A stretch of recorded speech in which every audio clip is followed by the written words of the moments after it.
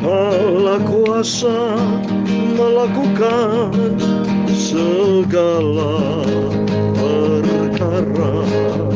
Allahku Tuhan Yesus Maha Kuasa. Amin, haleluya. Dia ciptakan seisi dunia, atur segala kuasa. Oh haleluya. Allahku Maha Kuasa. Amin, haleluya. Allah kuasa melakukan segala perkara. Amin, haleluya. Allahku Tuhan Yesus Maha Kuasa. Amin, haleluya. Dia ampuni orang berdosa, sembuhkan semua yang sakit, karena Allahku Tuhan Yesus yang Maha Kuasa. Amin, haleluya. Allah kuasa melakukan segala perkara. Oh haleluya. Allahku Tuhan Yesus Maha segala-galanya. Dia sanggup melakukan segala-galanya. Dia ciptakan seisi dunia, atur segala masa. Allahku Tuhan Yesus Maha Kuasa. Amin, haleluya. Allah kuasa melakukan, menciptakan segala-galanya. Oh karena Allahku namanya Tuhan Yesus Maha segala-galanya, Maha Kuasa. Dia ampuni orang berdosa, sembuhkan segala yang sakit. Oh Tuhanku Yesus, Allahku yang Maha Kuasa. Amin, haleluya. Tuhan Yesus yang menciptakan segala umat manusia. Semua di alam jagat raya ini Tuhan, semua adalah ciptaan Tuhan, sesuai dengan firman Tuhan dalam Kolose pasal 1 ayat 16. Karena di dalam Dialah telah diciptakan segala sesuatu yang ada di surga dan yang ada di bumi, yang kelihatan dan yang tidak kelihatan, baik singgasana, baik kerajaan maupun pemerintah maupun penguasa. Segala sesuatu diciptakan oleh Dia dan untuk Dia. Tak terbatas kuasa-Mu Tuhan. Dia ciptakan seisi dunia, atur segala-galanya. Oh Allahku Yesus Maha Kuasa. Amin, haleluya. Allah kuasa melakukan segala perkara. Allahku Tuhan Yesus, Engkau sanggup melakukan segala-galanya. Haleluya. Engkau sudah mengampuni semua dosaku, bahkan selamatkan aku orang berdosa. Aku diselamatkan Tuhan oleh karena kasih dan kuasa-Mu yang tak terbatas. Amin, haleluya. Allah kuasa melakukan yang Maha Kuasa. Kuasa-Mu tak terbatas. Dalam Mazmur 50 ayat 1 dan 12 demikian firman Tuhan. Yang Maha Kuasa Tuhan Allah berfirman dan memanggil bumi dari terbitnya matahari sampai pada terbenamnya, sebab punya pula dunia dan segala isinya. Allah kuasa melakukan segala sesuatu tak terbatas. Allahku Yesus yang Maha Kuasa, kuasa di atas segala-galanya. Tuhan Yesus berfirman dalam Matius 28 ayat 18, segala kuasa di bumi dan di surga ada di dalam tangan Tuhan Yesus. Amin. Allah kuasa melakukan segala semuanya. Haleluya.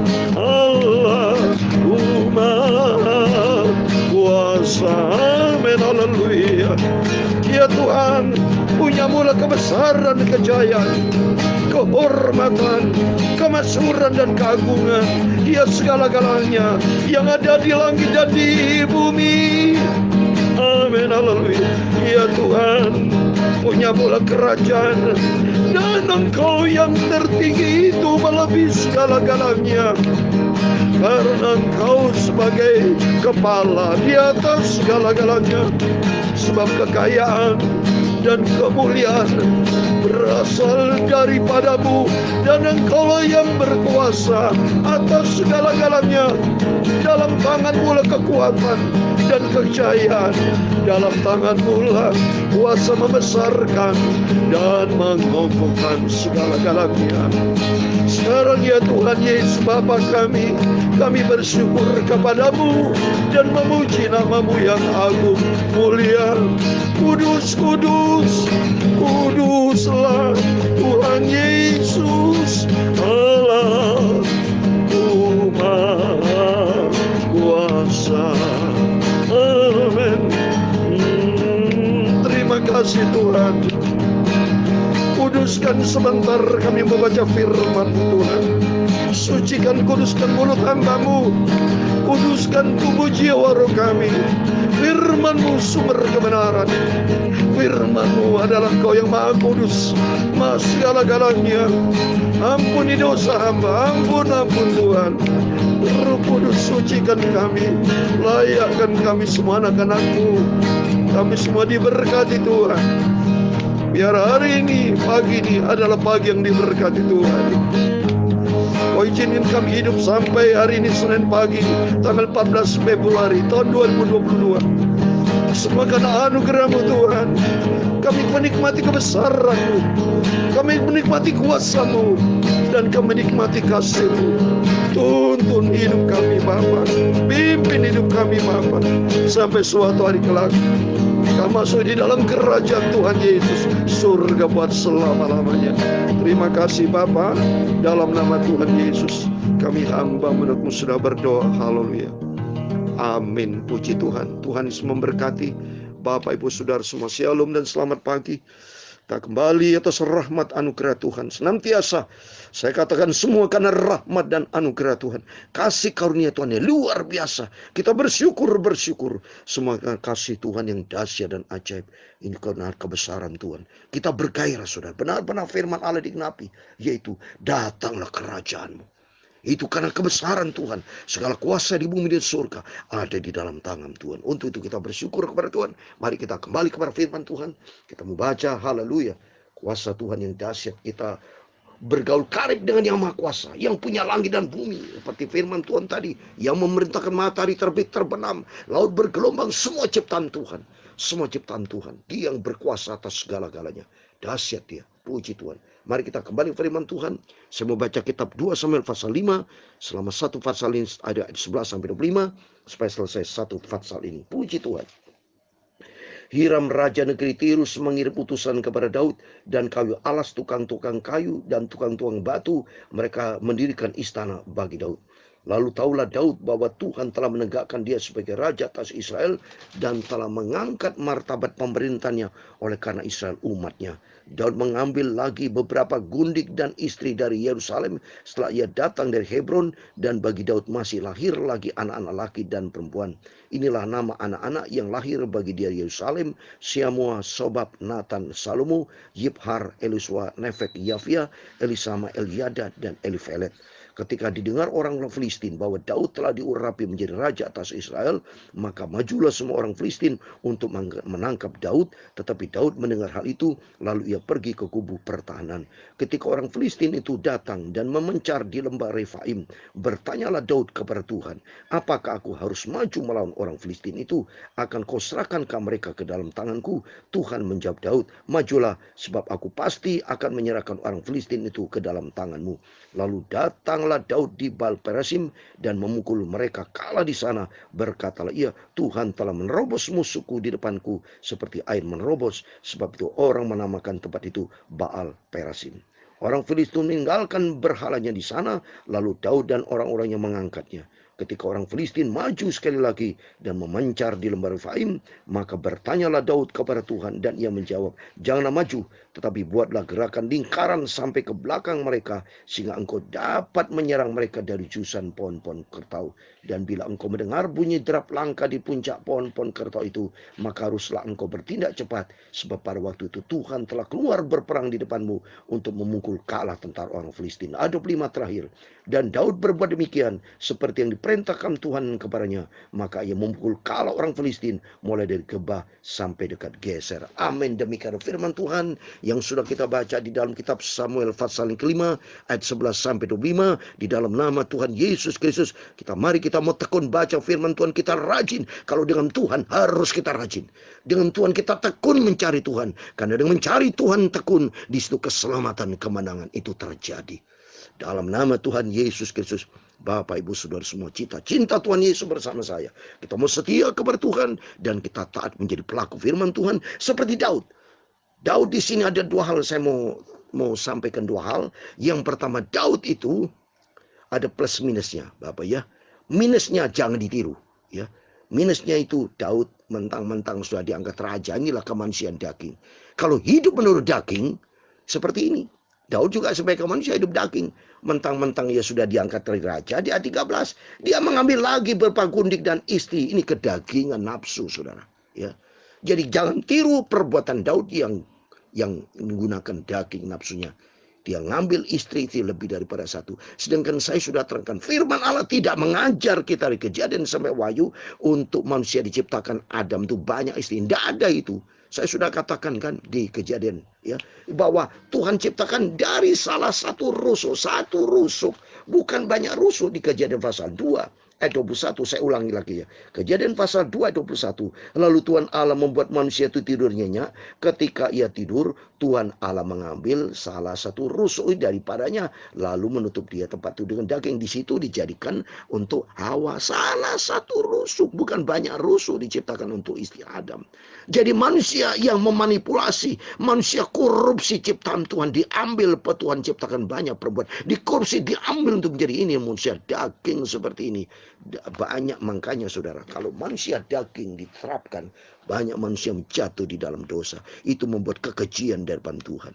Itu mari kita belajar dari firman Allah ini. Kita ada hal yang positif kita ambil, yang negatif kita buang. Dari awal Tuhan ciptakan, dan sudah saya katakan, di dalam perjanjian baru sudah ditetapkan juga. Dalam 1 Tesalonika pasal 4 ayat 4, itu sudah ditetapkan juga. Saya ulangi lagi, 1 Tesalonika 4 pasal 4 ayat 4. Supaya kamu masing-masing, hai pria-pria, masing-masing pria, mengambil seorang perempuan, bukan banyak perempuan, seorang perempuan menjadi istrimu, satu perempuan menjadi istri kita, untuk apa? Dan hidup di dalam pengudusan dan penghormatan. Kudus. Mana ada sih saudara? Kalau saudara tanya di perempuan, ya, yang muda-muda kenal pacaran ya dengan seorang perempuan, langsung bilang sama dia, hai kamu, mau ya, setuju ya, nanti jadi istri, nanti saya kenal perempuan lagi, saya jadikan istri banyak. Dipecat saudara, ya, tidak bisa saudara. Maka itu mari kita jadikan, kita hormati dalam pengudusan penghormatan. Tuhan ciptakan banyak perempuan, bukan menjadi satu, menunjukkan banyak istri, bukan satu orang isi salah satu rusuk. Ya, kita harus jangan serakah. Laki-laki jangan hidup kotor dalam nama Yesus. Kuduskan hidupmu, apalagi Allah itu kudus. Kerajaan Allah itu kudus. Semuanya bersama, nanti Tuhan akan datang bersama orang kudus. Mari kita dari saat ini, makanya penting kita baca firman Tuhan. Yang jelek kita jangan tiru. Yang baik kita ikuti. Yang jelek jangan kita tiru. Yang baik kita ikuti. Kalau yang baik, yang sisi yang lain, Daud selalu tanya sama Tuhan. Nah ini perlu. Kalau tanya sama Tuhan perlu. Andalkan Tuhan. Kalau cari istri itu tanya sama Tuhan. Tapi satu istri. Tidak boleh banyak perempuan-perempuan. Itu daging nafsu menciptakan dosa. Makanya begitu dari 13. Lagi ngambil istri, terjadi peperangan. Saudara lihat di ayat 13 kan banyak istri, dia mengambil lagi kemudian dan istri. Baru di ayat berikutnya menghadapi peperangan lagi. Hidup ini, peperangan ini, manusia banyak salah.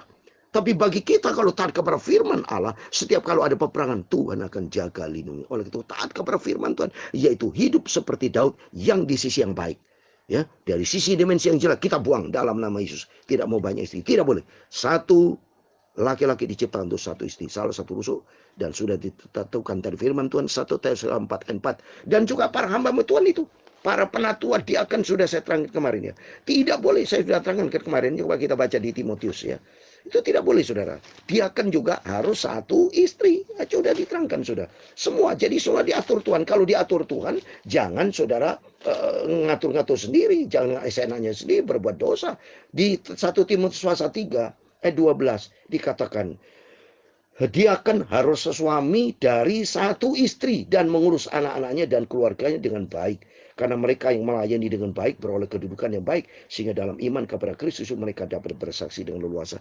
Jadi jelas ya firman Allah. Jadi kita masing-masing para diaken yang baik-baik semua ya. Jadi satu suami satu istri, ini firman Tuhan. Juga para penatua juga hamba Tuhan penatua. Jadi tidak boleh itu lebih dari satu, sudah di luar firman itu sudah. Ini firman Tuhan katakan Titus pasal 1 ayat 5 dan 6. Saya mau baca. Aku telah meninggalkan engkau di Kreta dengan maksud ini, supaya engkau mengatur apa yang masih perlu diatur. Ini perlu diatur saudara. Dan supaya engkau menetapkan penatua-penatua di setiap kota seperti yang telah kupesankan kepadamu. Ayat 6. Yakni orang-orang yang tak bercacat, yang mempunyai hanya satu istri, yang anak-anaknya hidup beriman dan tidak dapat dituduh karena hidup yang tidak senonoh, hidup yang tidak tertib. Tidak boleh ya. Jadi jelas firman Allah, jangan tiru Daud yang banyak istri ya. Jadi tiru Daud. Kalau hidupnya benar di hadapan Tuhan, baru kita tiru. Seperti apa Daud. Jadi yang positif. Saya ngomong positif sekarang ya. Kita tinggalkan kehidupan yang lama. Kehidupan yang kedagingan, penuh dengan kotoran, kenajisan, perselingkuhan, perjinahan. Kita keluar dalam nama Yesus itu. Ya kita tolak. Karena kita mau masuk surga. Di surga tempat yang kudus. Tidak barang yang najis. Tapi hidup kita berkenan seturut dengan firman Tuhan. Kita harus tegas melawan dengan dosa. Tapi kita mau benar hidup di hadapan Tuhan. Itu kita mempersembahkan hidup untuk kita layak berkenan kepada Tuhan. Salah satunya Daud selalu tanya sama Tuhan. Artinya selalu andalkan Tuhan. Contoh di sini. Daud di ayat 19. Bertanyalah Daud kepada Tuhan. Ada komunikasi dengan Tuhan. Tuhan, setiap kita kalau ada masalah, ada pergumulan, langkah-langkah bisnis, pelayanan, seluruh aspek hidup kita. Saya sudah katakan di tahun 2022 nih, jadikan Tuhan Yesus sebagai pusat hidup kita, sentral di atas segala-galanya. Selalu tanya kepada Tuhan, libatkan Tuhan, jangan di luar Tuhan. Di luar Tuhan kita nothing, di luar Tuhan kita tidak bisa berbuat apa-apa. Tapi kalau andalkan Tuhan, maka Tuhan campur tangan supaya Tuhan berkati hidup kita. Contoh, Daud selalu tanya kepada Tuhan. Dan ternyata firman Tuhan berkata di Yeremia 17 ayat 7 dan 8. Ini firman terakhir sebagai ayat terakhir buat kita penutup. Yeremia 17 ayat 7 dan 8. Diberkatilah orang yang mengandalkan Tuhan, yang menaruh harapannya pada Tuhan. Karena andalkan Tuhan, maka Daud disertai Tuhan. Ada peperangan, tapi andalkan Yesus, maka Tuhan akan bela. Dan bukti nyata, Daud alami kemenangan menghadapi bangsa Filistin. Dan yang ketiga saudara ya, Daud ini punya sifat ya, Daud yang ketiga dalam arti ya, Daud yang sisi yang lain negatif sudah tinggalkan. Yang ketiga, Daud itu apa? Kalau andalkan Tuhan, maka senantiasa Daud itu, Tuhan bersama Daud. Peperangan, coba nih, peperangan dibela sama Tuhan. Coba nih di ayat yang ke 25, 24, 25. Dan bila engkau mendengar bunyi tetap langkah punya pohon kerta itu, maka haruslah engkau bertindak cepat, sebab pada waktu Tuhan telah keluar berperang di depanmu untuk mengukalah orang lain. Jadi yang ketiga, Tuhan berperang ganti kita. Asal kita betul taat kepada firman Tuhan, ada pembelaan Tuhan. Seperti di Keluaran 14 ayat 14. Tuhan berperang ganti kamu, dan kamu diam saja karena kita andalkan Tuhan. Jadi artinya, kalau kita menaruh pengharapan kepada Tuhan, Tuhan berperang ganti kita. Bahkan di Yeremia 17 ayat 8 dikatakan, ya seperti pohon yang ditanam di tepi air, yang merambatkan akar-akarnya ke tepi batang air, dan yang tidak mengalami datangnya panas terik, yang daunnya tetap hijau, yang tidak khawatir dalam tahun kering, dan yang tidak berhenti menghasilkan buah. Artinya, berkat akan selalu mengalir. Kalau kita hidup di dalam ketaatan kita kepada firman Tuhan, kita hubungan akrab dengan Tuhan, hati kita melekat dengan Tuhan, ada pembelaan Tuhan, ada berkat, dan Tuhan berjanji, Tuhan berperang ganti kamu, karena Allah itu berkuasa atas segala-galanya. Oleh itu mari melalui firman-firman yang kita dengar, membawa kita untuk hidup benar di hadapan Tuhan. Jangan bercacat celah di hadapan Tuhan. Seperti dalam 1 Tesalonika 5:23. Semoga Allah damai sejahtera akan menguruskan kamu seluruhnya. Roh, tubuh, jiwa, roh kita tidak bercacat celah, terpelihara sempurna sampai kita berjumpa dengan Tuhan Yesus. Amin. Tuhan memberkati kita semua. Amin. Allah kuasa melakukan segala perkara. Amin. Haleluya. Oh Allah, yang maha segala-galanya, penuh kuasa. Amin. Haleluya. Dia ciptakan seisi dunia untuk segala masa. Amin. Haleluya. Allah maha kuasa. Amin. Haleluya. Allah maha kuasa melakukan segala perkara. Amin. Haleluya. Oh Allah, maha segala-galanya, penuh kuasa. Kuasaku Tuhan tak terbatas, kuasamu Tuhan. Diampuni semua dosaku dan selamatkan hidupku. Amin. Haleluya. Allahku Tuhan Yesus maha segala-galanya. Amin. Haleluya. Diampuni orang berdosa, sembuhkan yang sakit. Allahku Tuhan Yesus maha kuasa. Dalam nama Yesus, di antara Bapak Ibu kalian sakit kena COVID Omikron, pada kesempatan berdoa kami perintahkan sesuai dengan firman Tuhan tadi, Yesus berkuasa mengampuni dan sembuhkan yang sakit. Sembuh dalam nama Yesus. Dan setiap pergumulan kita serahkan kepada Tuhan. Allah berperang ganti kamu, dan Tuhan bersama kita. Amin. Tuhan memberkati engkau dan melindungi engkau. Tuhan menyinari engkau dengan wajahnya dan memberi engkau kasih karunia. Tuhan menghadapkan wajahnya kepadamu dan memberi engkau damai sejahtera. Bapa kami yang di surga, dikuduskan namamu. Datanglah kerajaanmu, jadilah kehendakmu di bumi seperti di surga. Berikanlah kami pada hari ini makanan kami secukupnya, dan ampunilah kami akan kesalahan kami, seperti kami juga mengampuni orang bersalah kepada kami. Dan janganlah membawa kami ke dalam pencobaan, tetapi lepaskanlah kami dari perang jahat, karena engkaulah yang punya kerajaan dan kuasa dan kemuliaan sampai selama-lamanya. Amin. Puji Tuhan. Selamat pagi. Selamat beraktivitas di hari Minggu Senin ini, di hari Senin Minggu yang kedua ini, tanggal 14 Februari 2022. Tuhan Yesus berkuasa melakukan segala-galanya, dan Tuhan bersama kita. Immanuel. Puji Tuhan. Haleluya. Amin.